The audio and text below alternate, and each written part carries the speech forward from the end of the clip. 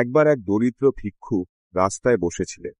তার পোশাক ছিল ছেঁড়া ফাটা এবং দিনের পর দিন এভাবে ভিক্ষা করতে করতে তার মনে অসহায়তা ও হতাশা ভর করেছিল। তিনি আল্লাহর প্রতি তার অভিযোগ প্রকাশ করতে লাগলেন যে কেন তিনি এত কষ্টের জীবন পেলেন। ঠিক সেই সময় একজন ধার্মিক পথিক সেই রাস্তা দিয়ে যাচ্ছিলেন। ভিক্ষুক তাকে ডেকে নিজের দুঃখের কথা বললেন এবং বললেন, আল্লাহ কেন আমাকে এই দুর্দশা দিলেন? এত প্রার্থনা করেও কোনো লাভ হল না। পথিক হাসি মুখে উত্তর দিলেন, ভাই, আল্লাহর রহমত ও প্রজ্ঞা অনেক গভীর। তুমি হয়তো দেখতে পাচ্ছ তোমার কাছে অর্থ নেই, কিন্তু তুমি কি তোমার স্বাস্থ্য বা চোখ দিয়ে দেখতে পাচ্ছ না? এই পৃথিবীতে এমন অনেকেই আছে যারা তোমার চেয়েও বেশি কষ্ট পাচ্ছে। তাদের হাত পা নেই, চোখে আলো নেই, অথচ তারা ধৈর্য ধরে আছে।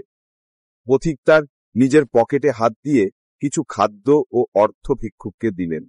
এরপর তিনি বললেন, আল্লাহর কাছে ধৈর্য চাও।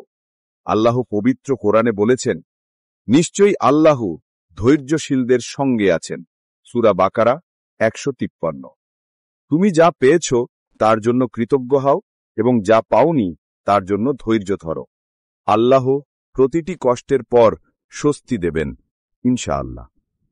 ভিক্ষুক তার ভুল বুঝতে পারলেন। তিনি পথিকের কাছ থেকে সাহায্য নিলেন এবং আল্লাহর কাছে ক্ষমা চাইলেন তার হতাশ হওয়ার জন্য।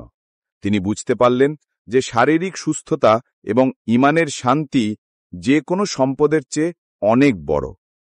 গল্পের বার্তা: কঠিন পরিস্থিতিতে আল্লাহর ওপর ভরসা রেখে ধৈর্য ধারণ করা, জীবনের ছোট ছোট নেয়ামত বা সুবিধার জন্য আল্লাহর কাছে কৃতজ্ঞ থাকা।